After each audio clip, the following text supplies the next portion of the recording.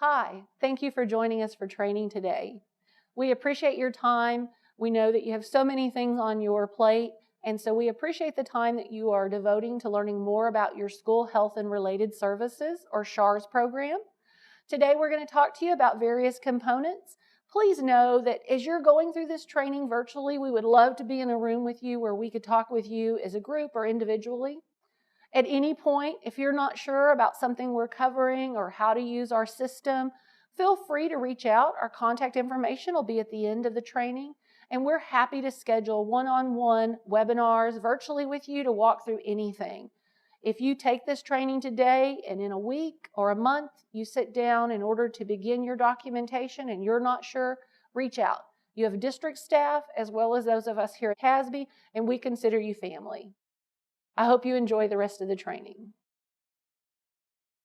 Hello, I'm Dr. Erica Hodge. I'm a member of the TASB Special Education Solutions team. We are here today to give you a training for the School Health and Related Services program. We hope you enjoy the slides as you'll learn for information regarding each provider type. We'll begin with an introduction to SHARS, followed by a presentation for your provider type. Please enjoy. Let's begin with a review of the SHARS program. As you see here on this slide, this is the hierarchy of the SHARS program. It is governed by the federal side with the Health and Human Services Division, also the Centers for Medicaid and Medicare, or CMS. As you see underneath those two slides, there are 4 different entities in our state of Texas: the Health and Human Services Commission, TEA, the Office of Inspector General, and the Office of Attorney General. You'll also notice that TASB is one of several third-party vendors in the state that support districts obtaining Medicaid reimbursements. TMHP is an entity that provides the reimbursements for your district, and then Fairbanks LLC is a contact entity that you'll see for your random moment time study information.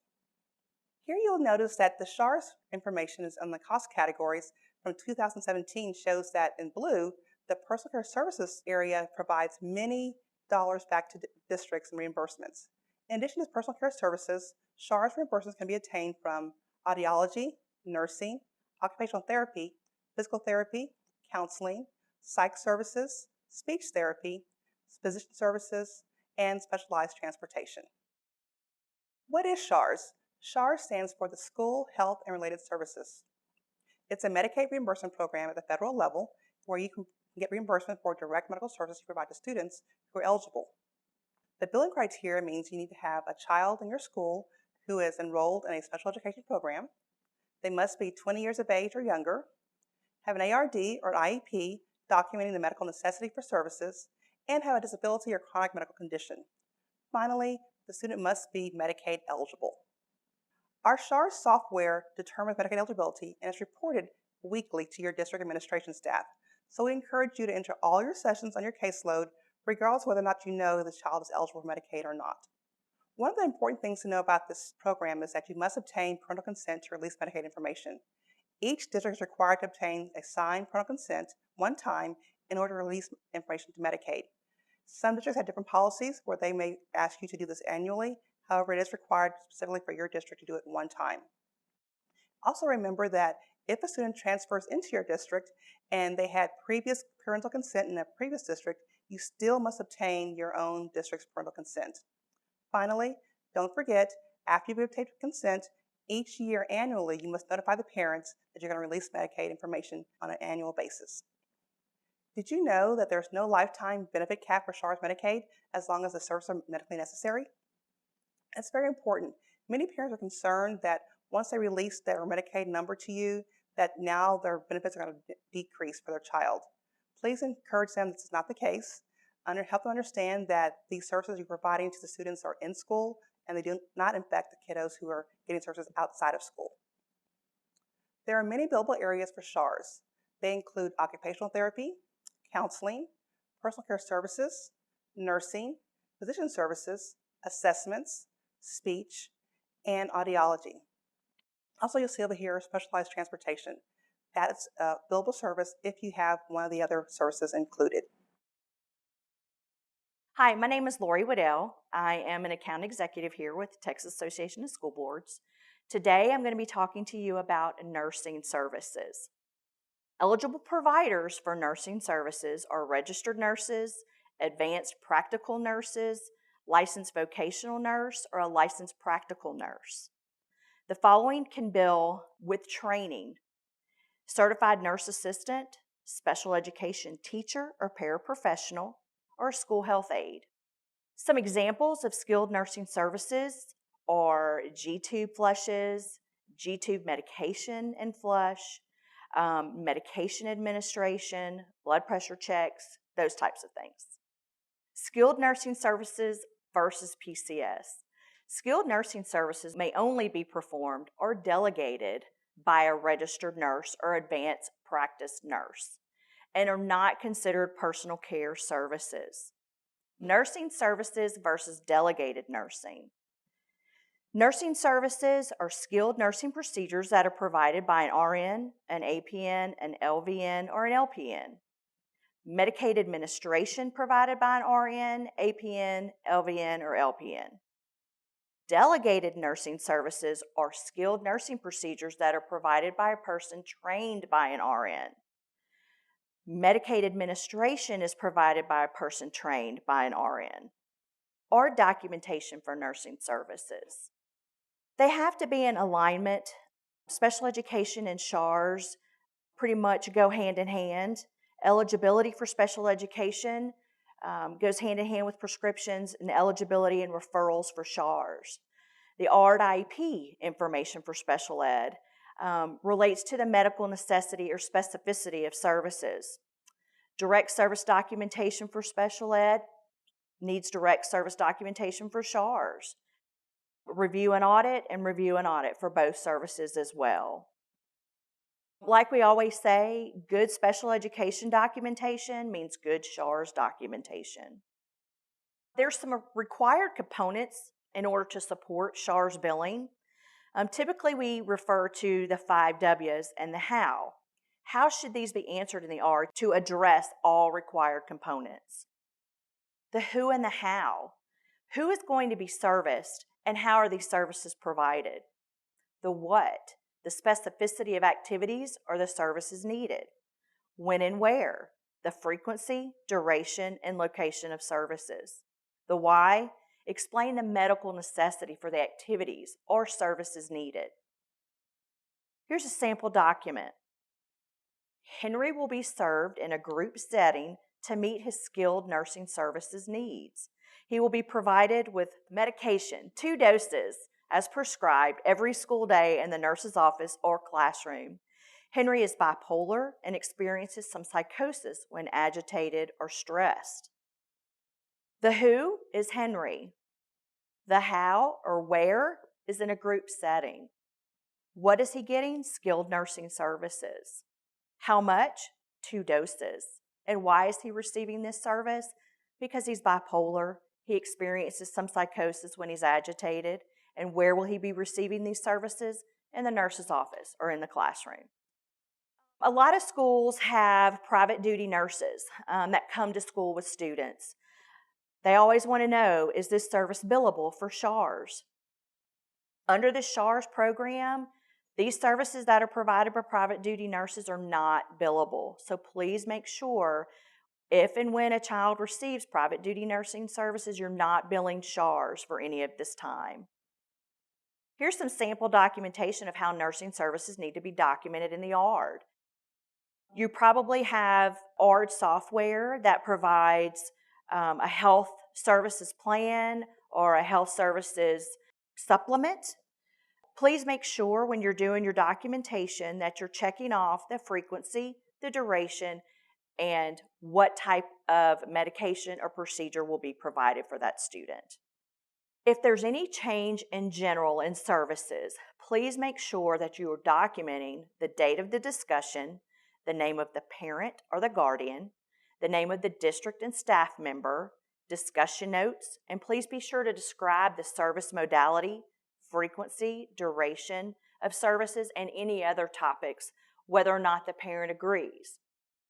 Consent can be verbal or written. Today, I will be demonstrating how to enter nursing services into TASB Smart Solution. After your initial login, you will see this screen. A navigation bar appears across the top. Begin by identifying students you deliver service to using the Manage Caseload page. Click Manage Caseload in the navigation bar. You will now see a list of 10 students in alphabetical order. You can expand the list by selecting a larger number from the Result per Page dropdown. You may review this list as is, or you may refine what you are looking for by using the search fields provided. Enter a piece of the student's last name, first name, or student identifier to refine your search. Once you have spotted the student you are searching for, click the Add button to the left of the student. That button will change to Remove. You now have placed the student on your caseload. Repeat this process until you have identified all of the students.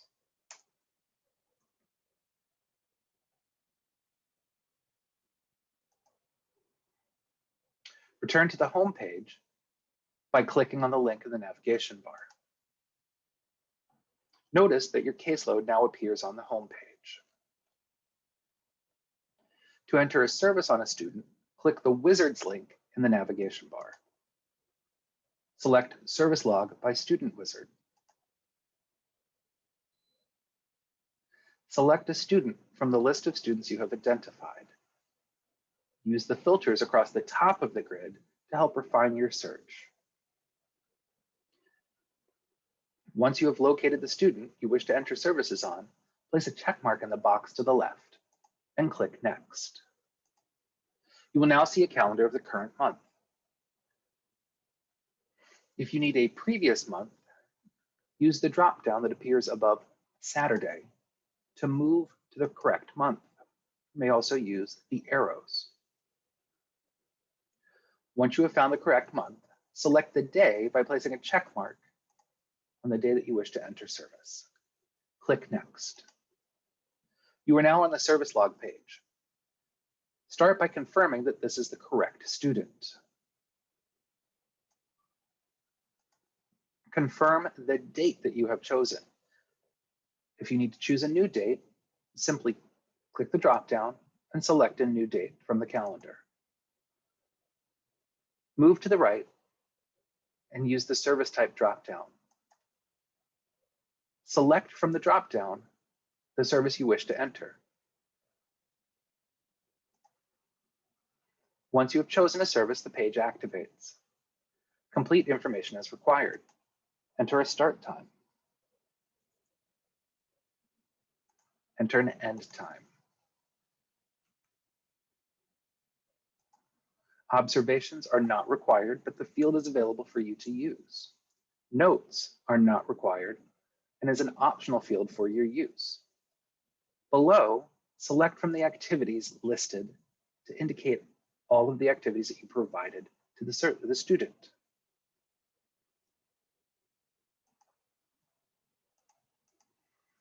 Once you have selected your activities provided, click Save as Complete.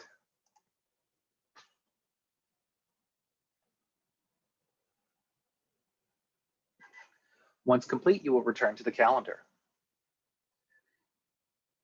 You may choose multiple days on the calendar to enter services on the student. Select the days that you wish. Click Next. You are taken back to the service log page. Notice there is a pre-fill from last service log button. You may use this to your advantage. This pulls information from the most recent service log you have entered. Confirm the information: individual service, time, start and end, any notes, any activities provided. You can edit anything on the page. Once you have reviewed the page, click Save as Complete. You're now on the second day that you have just indicated. Review the page again, edit as necessary, and click Save as Complete. Date, time, activities provided. Again, review the date and information that you see on the screen, edit as necessary, and click Save as Complete to finish.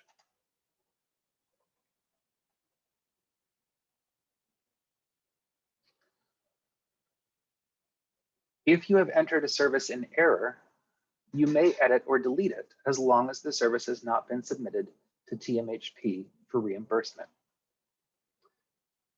Click on Wizards in the navigation bar. Click on Edit Student Service Logs. You were provided search fields. Use those search fields to your advantage. Start by entering some basic information of a start and end date.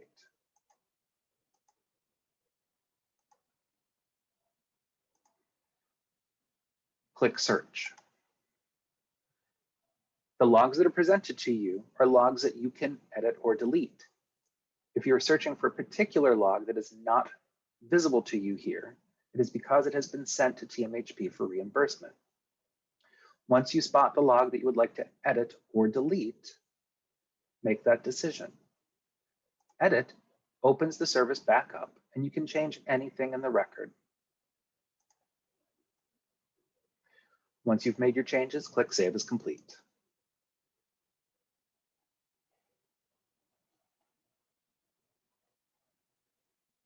Turn to the home page. Notice in the top right corner, there is a bell. You may or may not see this bell from time to time. Clicking on the bell indicates that there is some action that you need to take. This tells me that I have 2 service logs that need correction. Click on the link Service Logs for Correction. These logs have been returned to me by my district SHARS administrator and indicate that something needs to change. I can see the comment here.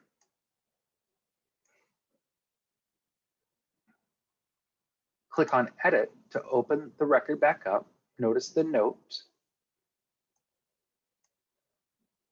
Make adjustments according to what was indicated.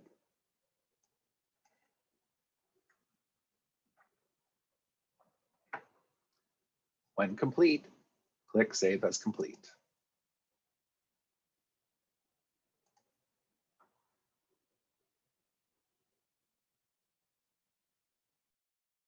Hi, my name is Dr. Erica Hodge, and I'm with the TASB Special Education Solutions team. Today's topic will be the Random Moment Time Study. As a reminder, the state has a goal for everyone to participate in this study as a rate of about 85%. However, in your district, you probably want to get a 100% participation rate. In this slide, you'll see an overview of the Random Moment Time Study process. Step number 1, the RMTS contact will go ahead and select a pool of participants for the Random Moment Time Study. This includes anyone who's providing SHARS services directly or indirectly. Step 2, the contractor for HHSC will now begin to look at that pool of people and begin matching time studies with participants. Step 3, your contractor will randomly select you. It could be one time, it could be multiple times during the quarter to actually answer a moment question. Step number 4, the RMTS contact will ensure that all the selected participants have been trained, such as watching a video like this one. In step 5, the participants will go ahead and answer the questions. And then step 6 is very key. We have an HHSC contractor who will go and code your responses. Please be reminded that the person who's coding your responses is not an educator, so don't use acronyms. Make sure you're very explicit in your responses and provide a good, concise report. Educational or direct medical? Some still need some clarification on what's the difference between educational and direct medical services. Let's look at educational services. Those examples include a reading or language arts class, writing, mathematics, science, social studies, PE, electives, and pretty much activities that do not require human intervention to accomplish the task the student would normally accomplish for him or herself.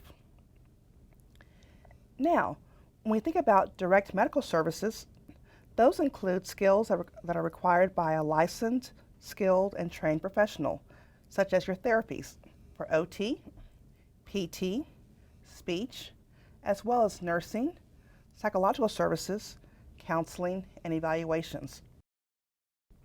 This also includes personal care services, which are activities that do require human intervention to accomplish a task a student would normally do for him or herself.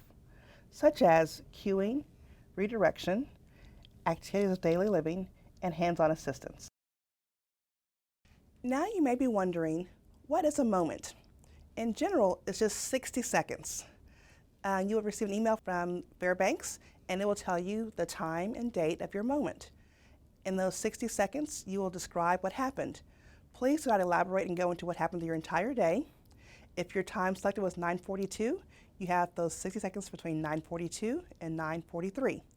If you did multiple activities during that time frame, only select the ones you did the most of. Once again, it's only 60 seconds. The next slide you are looking at shows us an example of the random moment time study notification. This is an email from Fairbanks, and as you will see, it has your name, has your district, it has your area of service, and it also has your date and time of your random moment time study. Please also look below because you'll see your username and your password in order to log into Fairbanks to access the system. In your login screen, go ahead and cut and paste your login ID and your password to access Fairbanks. Then you will have 3 questions to answer.